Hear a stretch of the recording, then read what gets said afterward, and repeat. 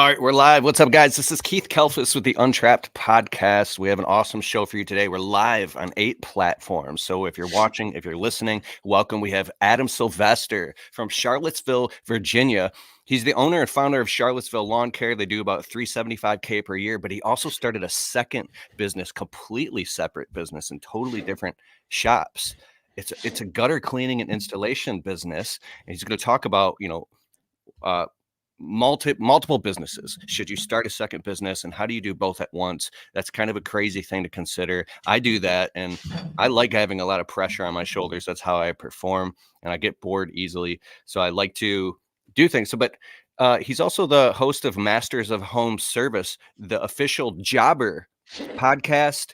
And so actually this show is brought to you on behalf of Jobber. I'm wearing the Jobber shirt right now. Well, I'm a Jobber ambassador, and it's the software that we run our service businesses on. We could do billing, invoicing, payment collection. It's now integrating this amazing AI stuff that you can follow up with your customers on autopilot. They have marketing tools. You can get reviews. It literally is a thing that when I talk to other lawn and landscape people and people in the green industry, they were like, dude, Jobber is like taking your business to a next level of professionalism and ease. It's like having a virtual assistant. And so anytime you want to try Jobber, you can get a totally free 2-week trial of Jobber software. If you go to getjobber.com/.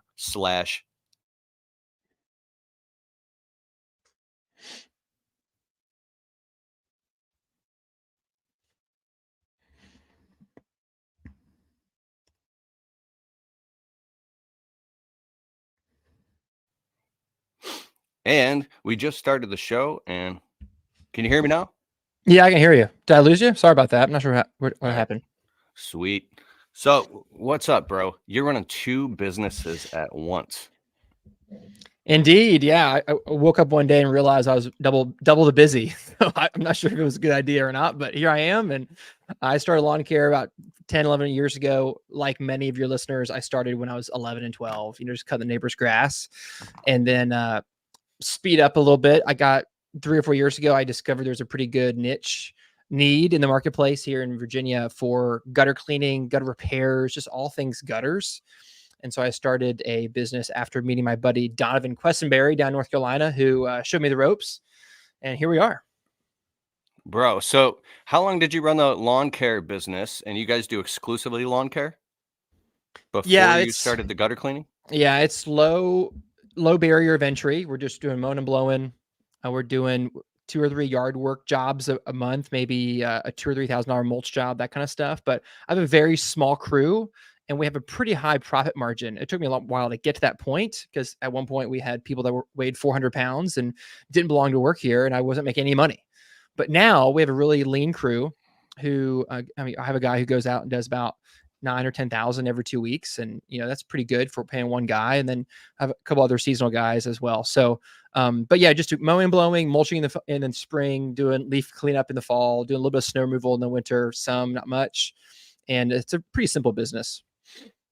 Love it. And then with the gutters, what made you decide to, instead of adding that as a service to your existing business, why did you launch in a completely separate business that's now, you said it's done over $1 million in the last year with 5 technicians? Why did you completely separate that, and what are the benefits, and what was your thinking around that? The reason evolved in the beginning, it was, I just didn't want to be a jack of all trades, master of none. I didn't want to be that guy, because what I did in the beginning was for about 2 years, I was subbing out gutter cleaning to a guy in town who I knew who liked cleaning gutters. And so it was very easy for me just to pawn my clients off on him. We would pay him. He was a 1099. I'd collect money from the client. It was pretty simple. And it was almost more of I just want to be convenient for the client. I didn't want to tell them no. But in the summer of 2020, once I realized there was more to it than that, I realized, what? I don't want our clients to have to call the lawn care guy to clean their gutters. I think there should be a differentiation. Same reason that they wouldn't call the lawn care guy to fix their toilet or their HVAC or their windows or anything. Like, right? Like, why in the world how did gutter cleaning get roped into lawn care? I'm not sure when that happened or who did that. But so I'm actually on a mission to try to break that assumption. And so when people say, "Oh, you do lawn care? Do you do gutters too?" As a matter of fact, we don't. My guys keep their feet on the ground, Now, if you want gutter cleaning, my other business does that because they're gutter technicians or gutter specialists, but there's really no overlap. And so it evolved for me over time, but that's why I just don't want to be a jack of all trades. Now, what is your primary role in the business, and how has the role evolved from when you started to get to where you're at now? So I'll answer that after I answer another assumption, which is I have a do-over. I started my lawn care business first, made a lot of mistakes, made all the mistakes your listeners have made, probably more. And so when I started Gutter Pros, it was a way for me to correct all those mistakes and not do the same stupid things again. And it was a lot easier the second time around. And one of those things was, what's my role going to be in the business?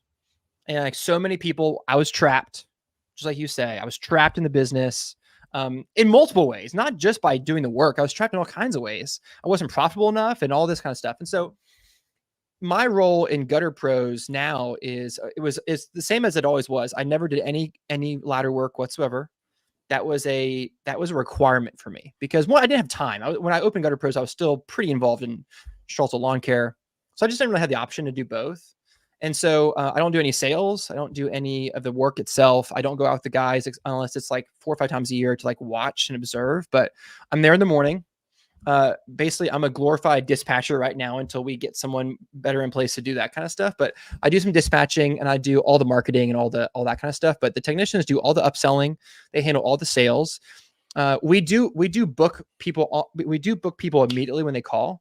And so I'm constantly training my office staff to be better at that, because that's a huge piece of our business, is booking people. We want to solve their problem immediately, not just like, oh, we'll call you back later with a quote. We'll send you. No.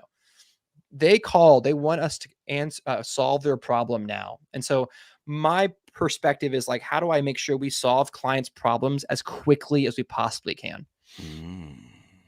Wow. So, it's funny. I just reminded my friend Joshua Ladimer. Oh, I love Josh. Yeah. He spoke at my marketing ROI live event a few years ago, and he told a story.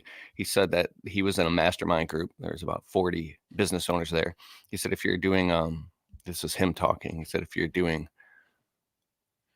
it was like $1 million a year, less than that, sit down. A bunch of people, sit down. If you're doing like 5 million, or sit down. And he went through this thing and he kept going up in the numbers. And he said we finally got to like, 15, 20 million a year. And there was 2 guys and then 1 guy left standing. And then he made more than anybody else in the room. And he was just this kind of like nerdy guy with glasses who you would never think.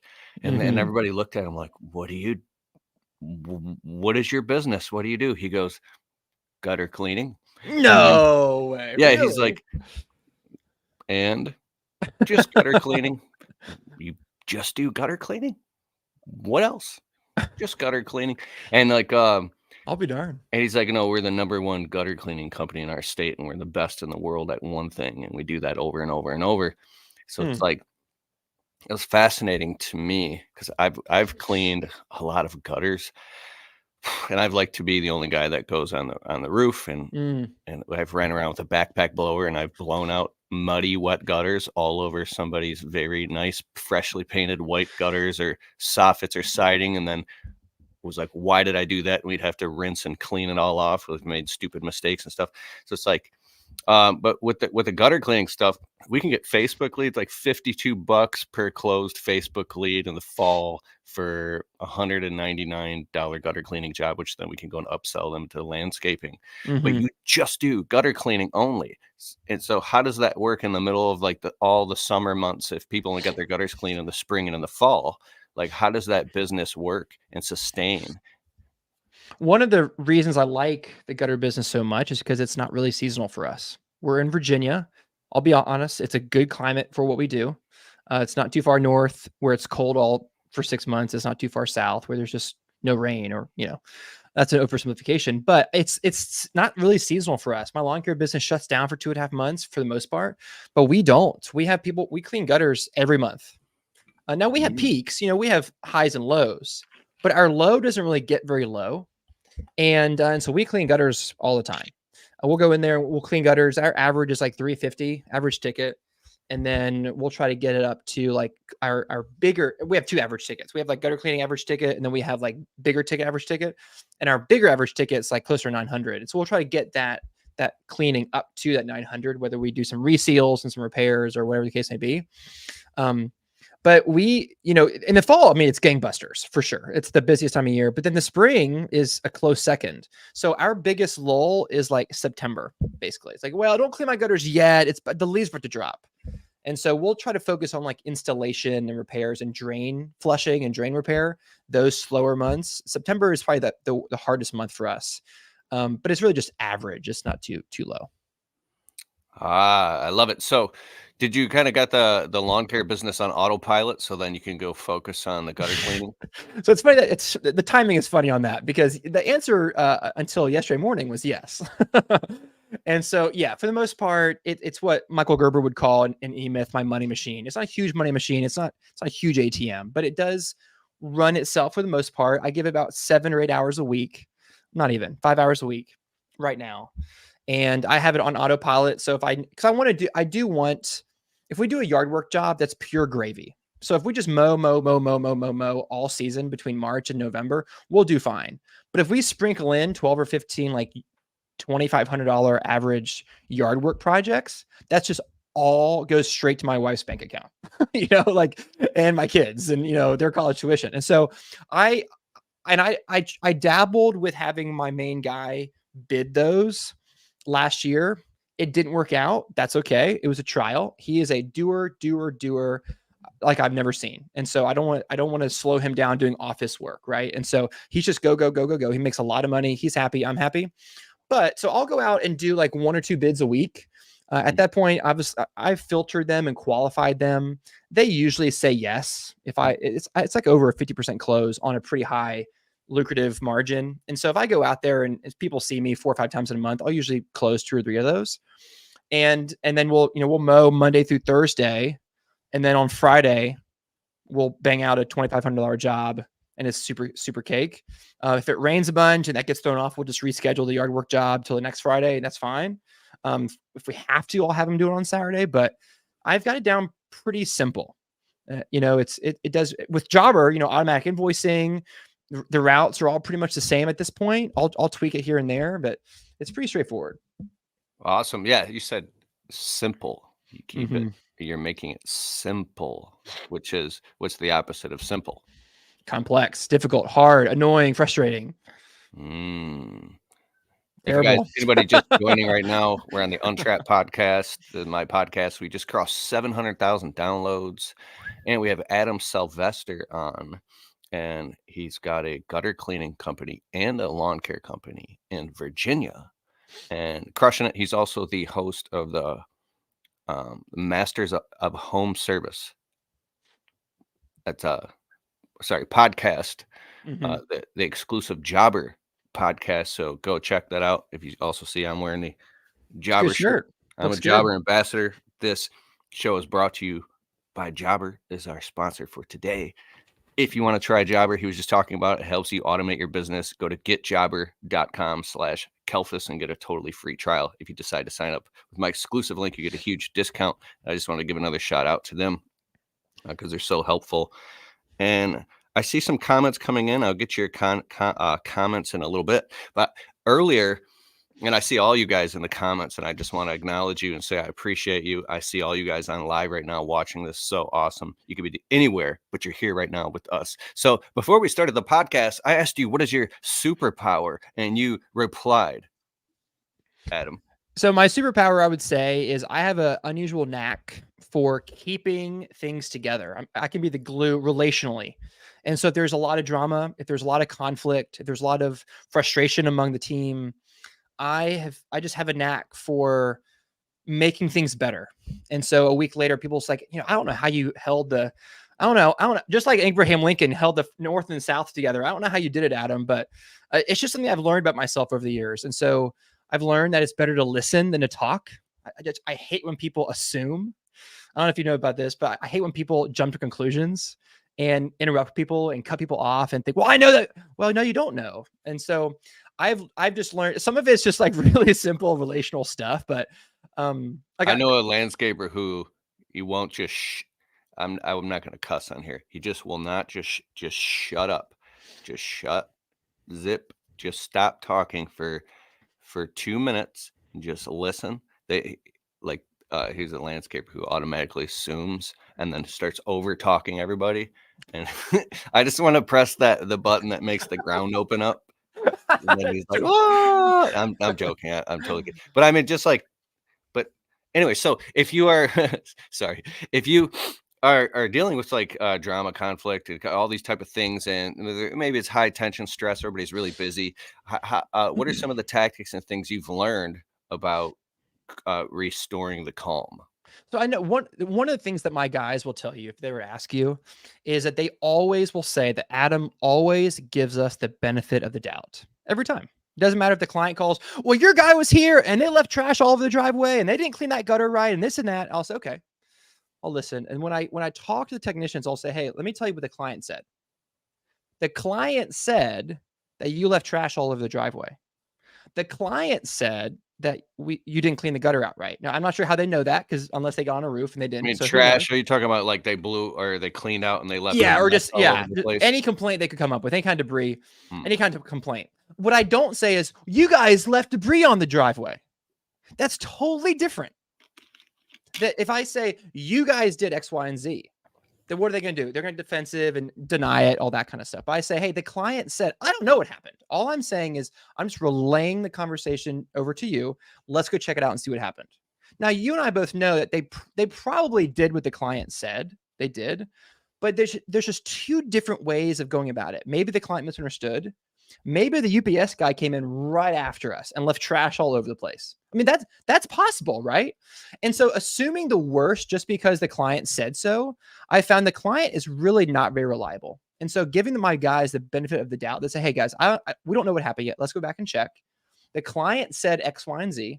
I don't know what happened. Let's go see. Instead of saying, you guys getting all mad and irritated them and saying, you guys always leave trash all over the driveway. That's just not the way to run a business. That's not the way to lead people effectively. Now, if you don't want to be effective, you can do that. But if you want to be effective and run a business where people want to work, then you need to give your guys the benefit of the doubt. Don't assume that the client's telling the truth. Don't assume that one employee is saying the truth about another employee until you get both sides of the story, right? And so there are just things like that that I've learned really go a long way in a relationship that you can't just neglect. You're reminding me of a couple books that I've read recently on audible.com. One is called Crucial Conversations, and the other one is called Difficult Conversations. Is that Henry Cloud or is that somebody else? I think so. I usually remember Yeah. every author, but that's the books, and they're phenomenal, and they run you through role playing of conversations and stuff like that. Totally. Yeah. Yeah. Wow. Because you and I, we've both been in a situation where someone was jumping to conclusions. Someone started saying something, like telling a story, and someone else just goes, I know what you're gonna say, and that's not what happened at all. And this, and this, and this, and this, and this, and this. And everyone just rolls their eyes because the guy's making a fool of himself, right? And you didn't let me finish. What I was going to say is everything opposite of what you just said. Oh, sorry.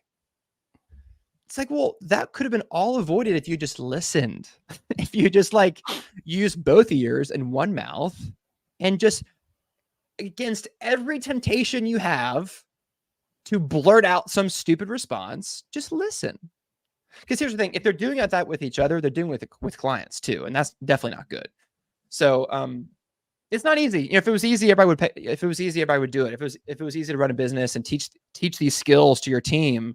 But here's the thing. A lot of these guys go home to their wives, to their kids. One of my guys just had a baby yesterday. So it's his first one. Very exciting.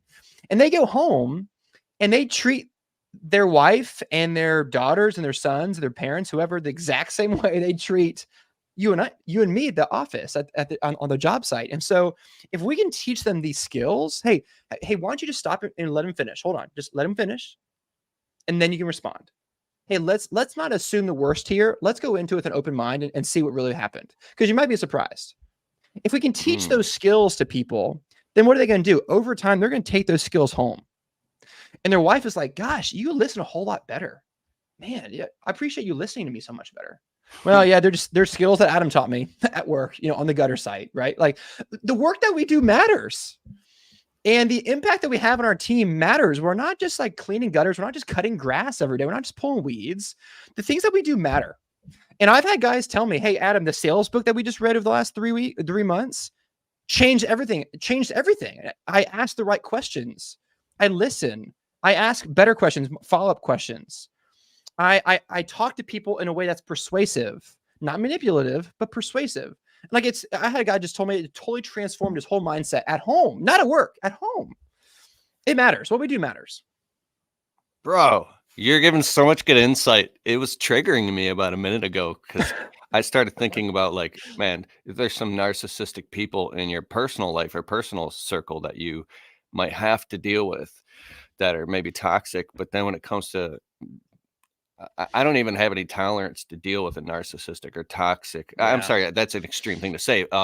Maybe employee or client. I just don't. I just next because but and I'm not saying that you said that, but it seems like you have this knack to be able to work through because you have compassion and you can see it.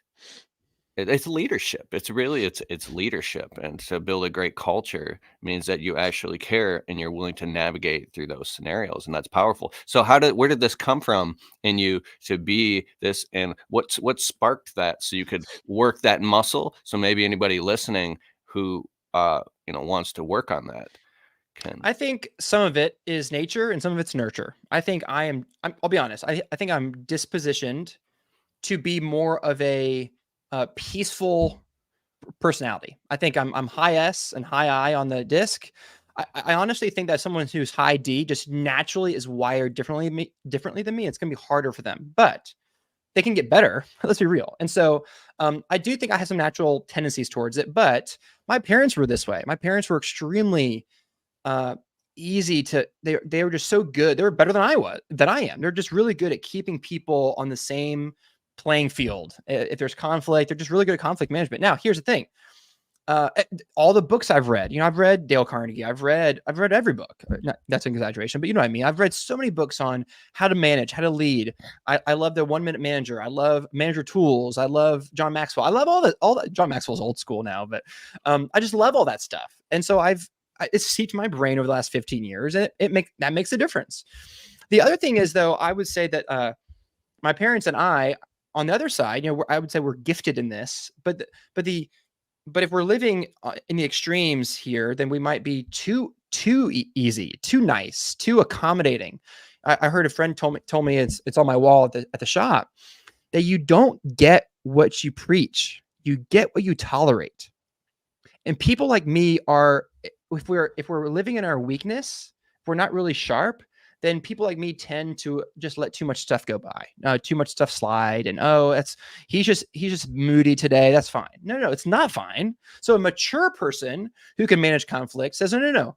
I have limits. I have boundaries. That behavior that you just did is not okay. That's not how we behave here. But someone who's weak and is immature in this conflict management topic we're talking about will say, it's okay. No, it's not. It's not okay. And so it's not okay to come into the shop in the morning with a frown on your face and your shoulders are slumped and you walk by everybody, you don't really say hi, you go straight to the bathroom. That's not okay. Now, some people that's blowing their mind right now because half their people do that every day. But that is not a professional way to behave. You walk in, hey guys, good morning, even if you don't feel like it. Because amateurs wear their emotions on the sleeve, and professionals hide their emotions in order to present themselves in a professional manner all day long. I'm not saying don't ever talk about your feelings, but everyone else around you it's a right. They deserve to come to work without having to deal with your crap. And it's just it's not just cussing and being abrasive. It's not that. It's also passivity. Oh, what's wrong? I didn't say anything. Exactly. You didn't say anything. What? That's not. We're human beings. We talk to each other. We say, hey, how was the game last night? Hey, how was your date last night? What are you doing this weekend? We talk. You can't just walk in. So that's an acute example. But on the job site, we're not going to shout across the yard on the job site. If you want to talk to me, you walk over And we have a normal, hey, come over here. That's so awful. Like the That's clients don't want 90s, that. bro. Bunch of dudes on Yeah. a roof swinging a hammer or something. "Hey, blah, Yes. blah," with dropping Yes. F words and stuff, and they having rock and heavy metal music blasted. No music. Yeah. I So let a guy you know what I'm go, talking about. because he would have these he would get anxious, and he would start shouting obscenities right in the Mm. middle. We're in a nice neighborhood, and you know, we're working, and I'd have to talk to him over and over and over, and it's like I would just cringe. I'm like, dude, I've worked so hard to make sure we have a professional presentation, Right.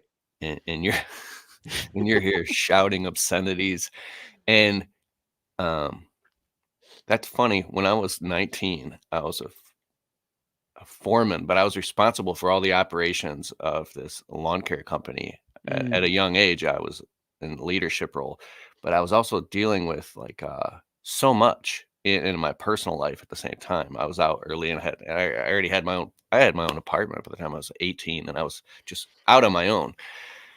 And I remember one time, oh yeah, the boss kept piling so much, so much, so much, and I was 7 days a week for like 70 days straight, and it was the middle of Mm. July one time, and I threw the weed whip in a customer's bushes, and I said, "F, F, F," and the guys were laughing and stuff, and I had to like I just walked around for like 2 miles straight, and I had to calm down. I was like, "Whoa, why did I do that? I can't do that ever again. Oh, I can't believe I did it." That's funny. So this interesting thing is, I'm listening to you, and it's brilliant because what you're describing is be responsible for the energy that you bring into this environment. And when you do that as a leader, and then you say, hey, in this environment, you have to be responsible for the energy that you carry and that you bring. So like we don't do that when you come to Mhm. work here, it sets this culture and this tone that because I've learned you do deserve what you tolerate, and you condition Mhm. people of how they're going to treat you. And so if you have an environment, and so I think some people have to go through a lot of pain and suffering in a leadership role, or if they bite off more they could chew, and you might have 2, 3, 4, 5, 6, 7 employees, and you might be like, why do my employees keep walking all over me? Why is all this stuff happening? Oh Mhm. my God, I feel like it's outside of my control. And then that same exact entrepreneur, that young entrepreneur, fast forward 5 years later, maybe he's 33 now, and he's in total control of his business. Everything's peaceful. Mhm. And you ask him, you say, "Bro," someone asks him, "How did you become this way?" And he would be, "Oh, I was always this way." No, no. Right. Yes. No, you had to go through a lot of pain and suffering and learn really hard Mhm. lessons that you have to stand up because you said nice earlier. Last night, I was in a men's Bible study with we're business owners, landscapers. I was invited to a Bible study, and it was phenomenal. And they said like the word nice, the Latin root of it is like can be weakness, or nice Mm. is like can actually be derived from the word idiot. Like So pitiful, sort of. Yeah. being nice. The funny comedian George Carlin, he said, like, "How are you doing?" "Fine." He's like, I'm a huge fan of George Carlin, but so it's like you are being kind, Mhm.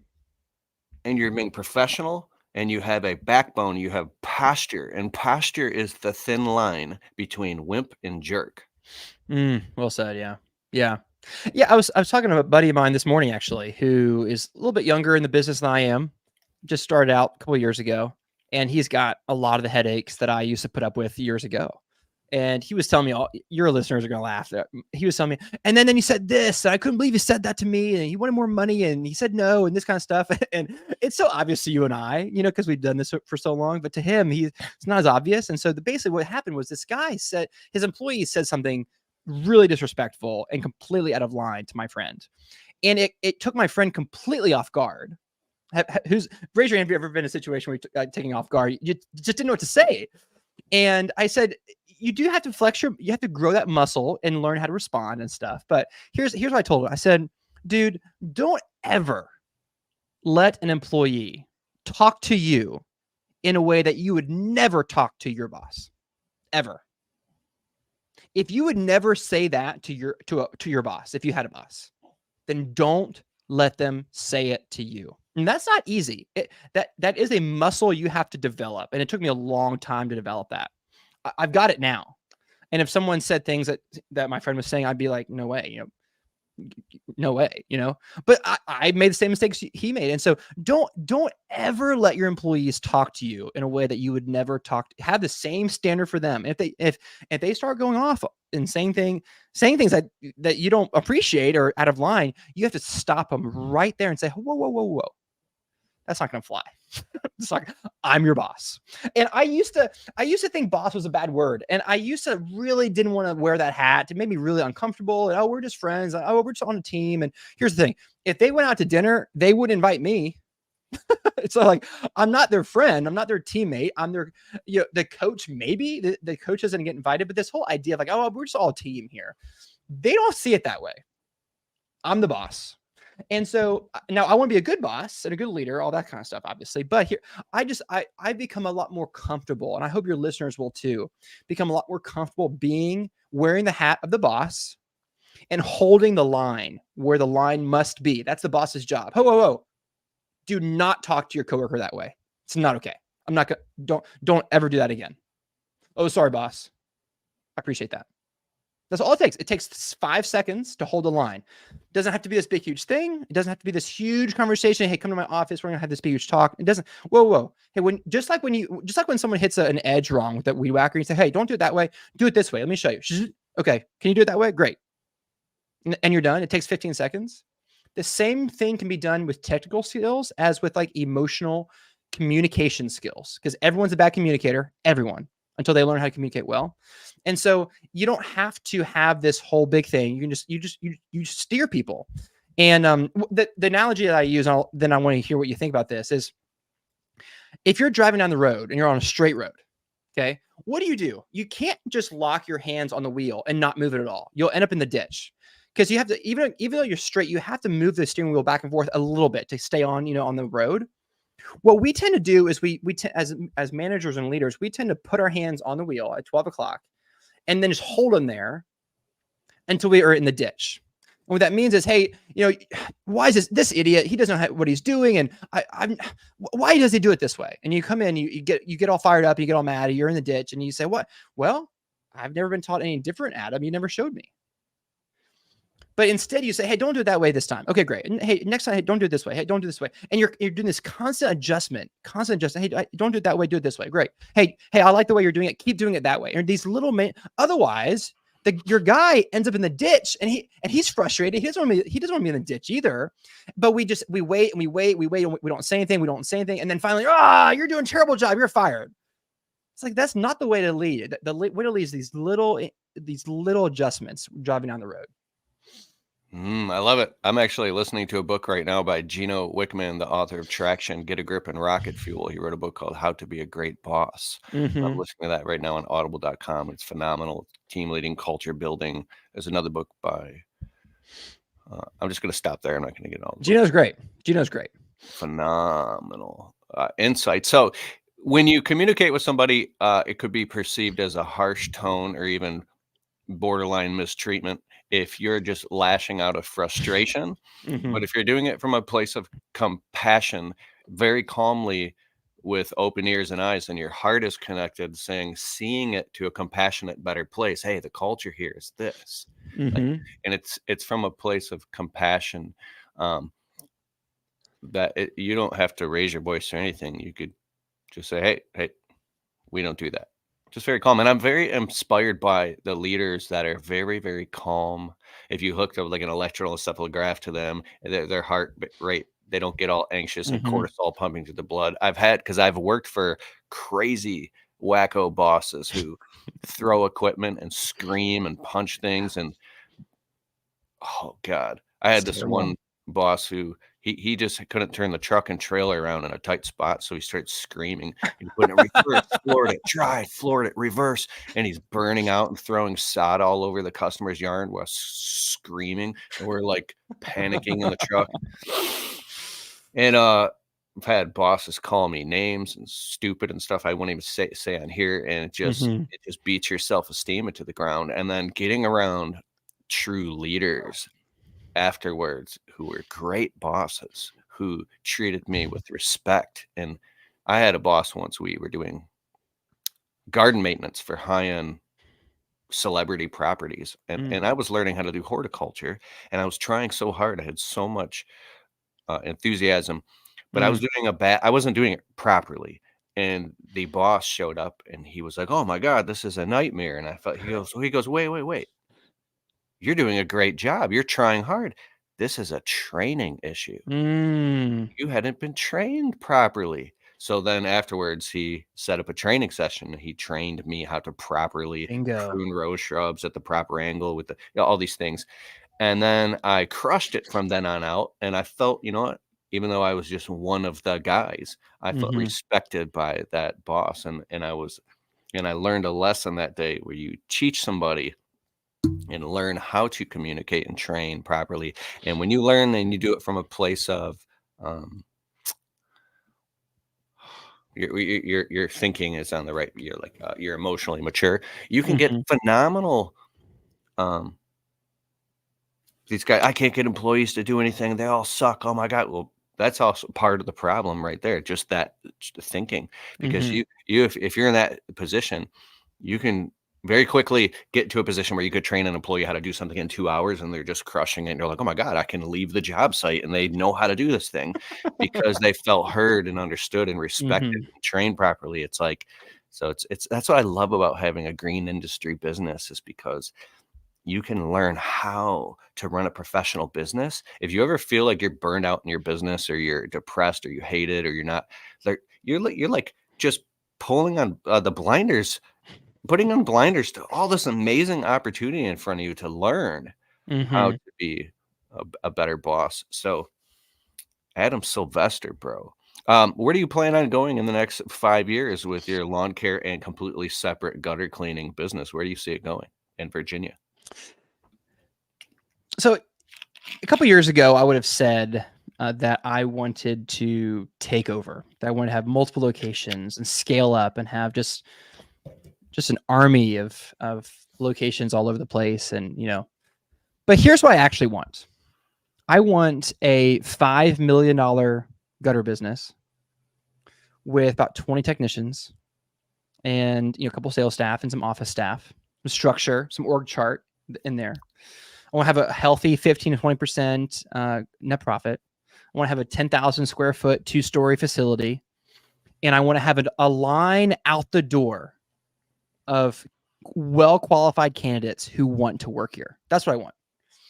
To me, that's a simple business. And then I want to be able to spend time with my beautiful wife, my 4 kids, and live like more of a simple life. I don't want to be driving to Richmond and all these different cities to like open locations. I don't want to do that. And so I used to think I wanted all this grandeur and all this huge stuff. But like a $5 million business with a strong team in place, that sounds like the holy grail for me. And so I think we'll be there in 4 or 5 years, and then maybe sell. Who knows that my lawn care business is doing well. I thought about, well, it's still going strong. It's a simple business. My guys are happy. At least I I think they are. Um, and but like that's a simple business. The rent's cheap.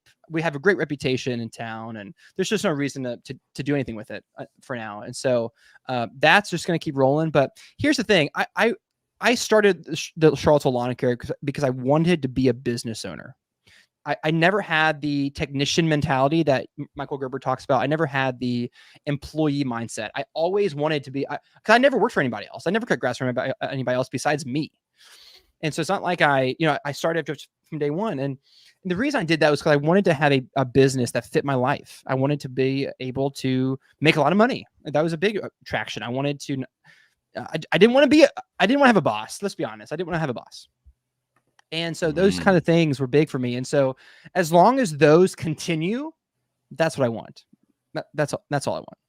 Bro, you said a simple life. Everybody smash the thumbs up button right now. Go bah, bah, bah, bah, bah, bah, hit it like 20 times. Everybody watching right now. He said a simple life, and put simple life in the comments. That's so powerful. Um, oh, there's one thing I forgot. We were talking about the employee thing. I created a totally free PDF guide for you called 4 steps to training employees. It's our 4-step employee training system, and it works. It's totally free. If you open up your browser and go to keithkalfas.com/4 steps, just the number 4 steps, you can download it now. So, Adam, what made you, and we're going to wrap up the show here in a few minutes, but what made you get to the point, and how old are you, by the way? I turned 36 yesterday. Okay, what made you think that a simple life is a fulfilling life? Where did you get that? How'd you come I to the think conclusion? I think a lot of us who have baby boomer parents are experiencing this, where their parents just worked all the time. I had great parents, great parents. I think I had the best parents actually in the whole world. They're awesome, and they still are. But they worked a lot, and they still are working, to a certain degree, although they have slowed down some. And so they set this example of like really hard work, dedication, hustle, strong, just like drive. That's the baby boomer generation. It's a fantastic generation. And I think people like you and I are looking around and saying, you know what, that's great. I think I'd rather have a little bit less money and have a little bit more life.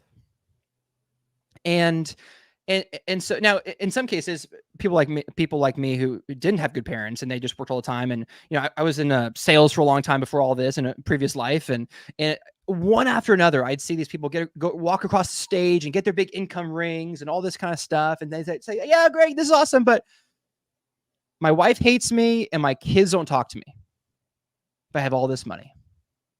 And I was 19 People don't want years. your presence. They want your presence. Yes, well said. And so I was 19 years old. I was burned in my brain. And so 15, 16 years later, I'm thinking, you know what? I do want to have money. And, I don't want to sit around all day, but I do want to have some margin. I want to have some family time. I want my kids to like me when I'm older.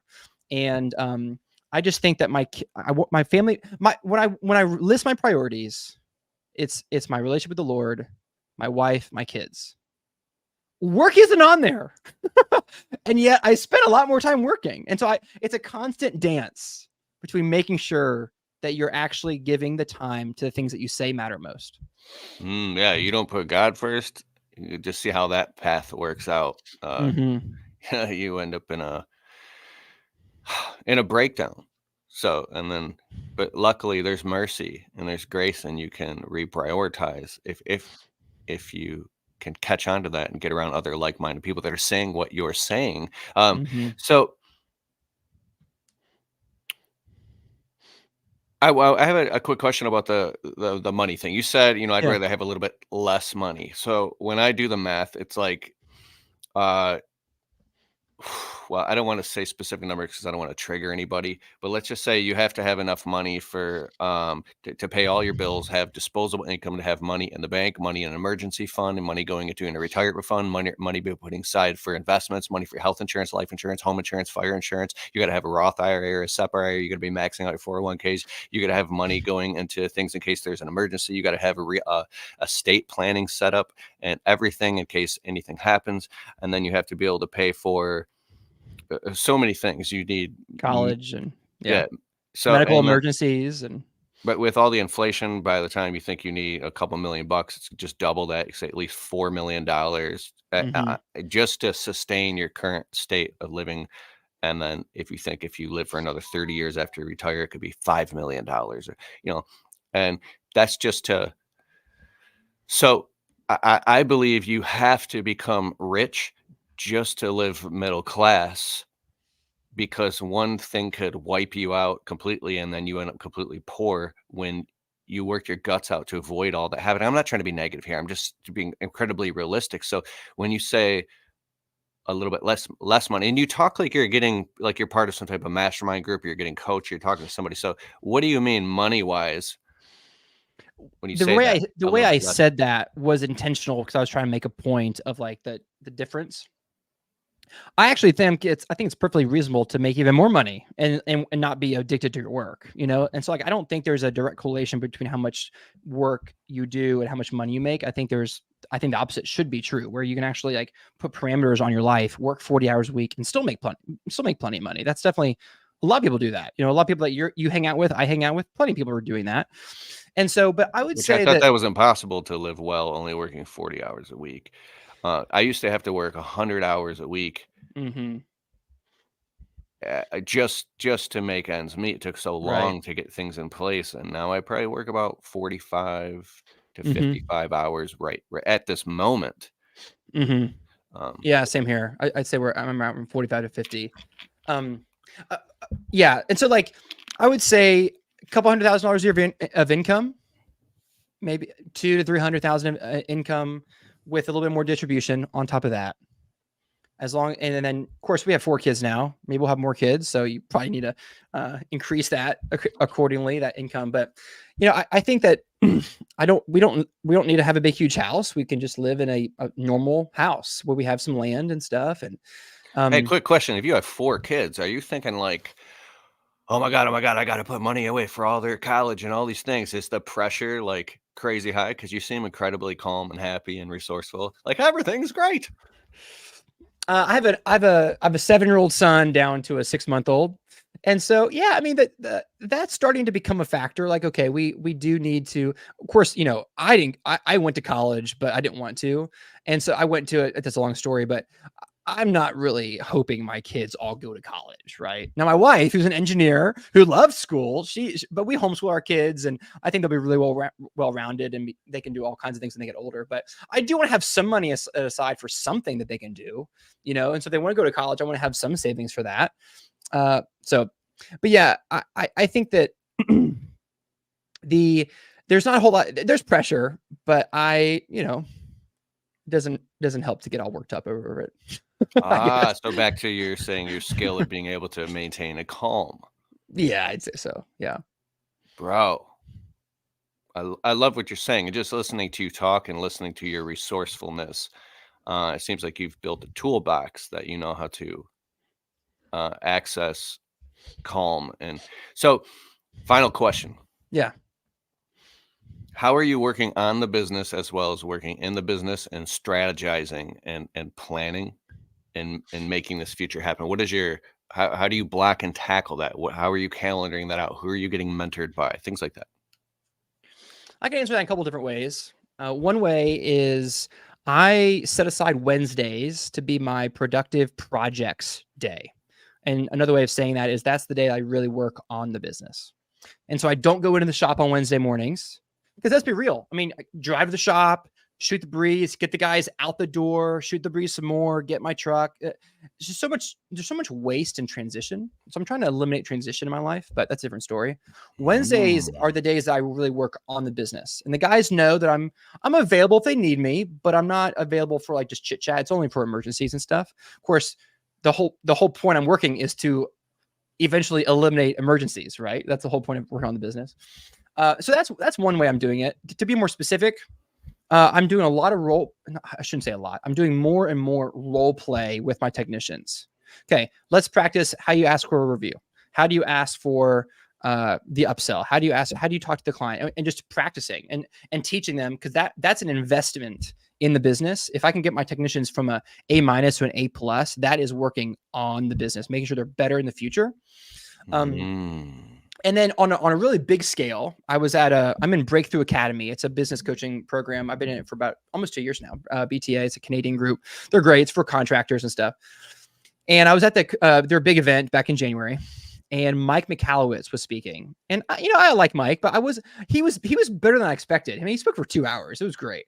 And he The nailed it. author of Profit First. Yeah, exactly. So I've read his book a bunch of times. I like Mike, and I really respect him. So he's speaking, and at the end, he said, "Hey," and he said, "Guys, people always ask me, Mike, what's the one thing? Mike, what's the one thing I can do to make my business better? What's the one thing? What's the one thing? What's the one thing?" And he says, "Guys, listen, the one thing that you can do to make your business better is to look at your calendar, go ahead in time, 12 months, and block off a 1 month long vacation that you have to unplug from the business." I was like, "What?" Now, I've actually I had Oh. heard that before, but it didn't really resonate. He said that will make your business better if you really mean it. If you put it on the calendar and you really mean it. And so I did that, And I came home and told my wife, and she was like, okay, cool. I think at first she was like, yeah, he's just coming off of a high from the retreat. But I meant it. And so every day I think about the vacation I'm taking in mid-January to mid-February of 2025. Like, oh, I gotta get this figured out. Oh, I need to fix this. Oh, I need to fix this, because that's going to be a problem when I'm on vacation with my kids and my wife, my beautiful, lovely wife. I don't want to be getting calls. I don't want to get texts. And I also don't want the business to just to crumble because my phone's off either. I want to thrive, right? And so that's really put me in a different mindset for the whole rest of the year. And so it's kicked me in high gear. I'm using some apps like Gemba Docs. It's a great app for like SOPs and manuals. And I'm just real quick. I'm laughing because it was a wedding anniversary with my wife, and we went up north, got a hotel by the beach, and I bit off more than I could chew, and I didn't plan accordingly. And so I was sneaking some business calls like right in the middle of our wedding anniversary. And like, my wife has this thing. It's like there's a fine line where you can feel that her feelings are hurt or she's getting upset. Yeah. Everything from that point is just trying to get you're just in the doghouse, bro. And I love that she's that way, and she's so transparent, and I'm very blessed. Totally. And so now I learned, like, before the wedding anniversary, I'm planning that stuff out. So everything is done like 3 whole days before that time. That way, any loose ends, everything's totally tied up. So you're saying you create this urgency on yourself to get all these things in order, and it creates a pressure that you're going to take a whole month off. You've already declared this. So keep going. You're talking about SOPs, I think. Yeah. And there's a lot of things there, but one thing I was going to say on the same line is the other reason I really resonated with me this whole month-long vacation is because I want to make sure that the dog is wagging the tail and the tail isn't wagging the dog. What I mean by that is the business running me, or is Adam running the business? Because we can, and I don't mean from a putting out fires. I mean, is the business more important to me than anything else? Do I wake up in the morning and go to sleep at night thinking about my business? Do I think about business while I'm at church? Do I think about business while I'm with my friends and when I'm with my wife and with my kids? Do I think about business all the time? Because if the answer is yes to a lot of those questions, then the business has a hold on me that isn't healthy. And so in my view, putting this month-long vacation, it wasn't really about the vacation. It was proving to myself that the business isn't in control. And like if you scream at someone, you're more likely to get mad at them. It's like which comes first, the chicken or the egg? If I prioritize this vacation, then that is all. I'm excited about it now. Like I wasn't really excited about it at first. I was like, okay, now I got to figure out how to make it happen. I wasn't really thinking about like, this will be a blast. This will be fun. I'll be with my family for 4 weeks straight. Like that's gonna be awesome. I wasn't really thinking about that from that perspective. Now I am, because I'm a few months in and I'm really starting to like, it's changing my mind. I made the commitment, and now my mind and my affections and my feelings are going along with it. But I didn't make the vacation because I couldn't wait for a vacation. That's not how it worked. But now I'm looking forward to vacation because I planned it. And for me, that was really important. So it puts you in a totally different mind frame, and you start optimizing differently and more productively. Exactly. And effectively, being an effective entrepreneur. Man, I love it. I want to stop there and stop on a high note. But is there anything else that you want to add? Adam Sylvester from Virginia, bro. Where can everybody find you? So they can find me personally at adamsylvester.com.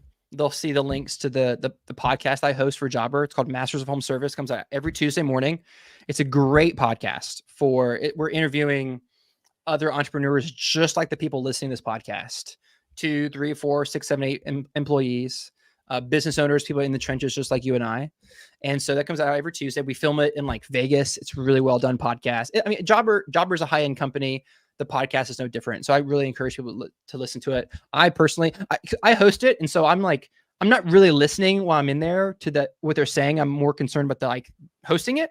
And so I really look forward to when it comes out because I get to listen to it again and I learn and hear, oh yeah, I remember that. I remember him saying that. Now that's a great takeaway. I'm going to implement that in my business now. So it's a great podcast, but yeah, adamsylvester.com. And that's pretty much it. Love it.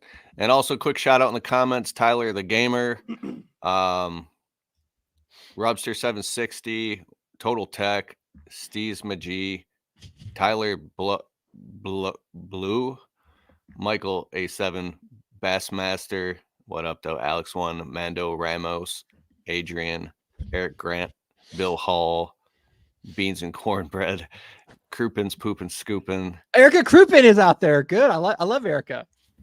She says, I love the setup. And the Jobber podcast is amazing. We got Bill Hall cracking some funny jokes. He's always good for some funny jokes. And anyways, Adam Sylvester, Masters of Home Service podcast. Thank you so much for being on the Untrapped podcast. You can listen to this episode in its entirety on Apple and Spotify.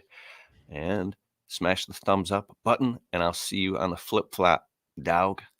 Sounds good. Thanks, Keith. Thanks. Later, everybody.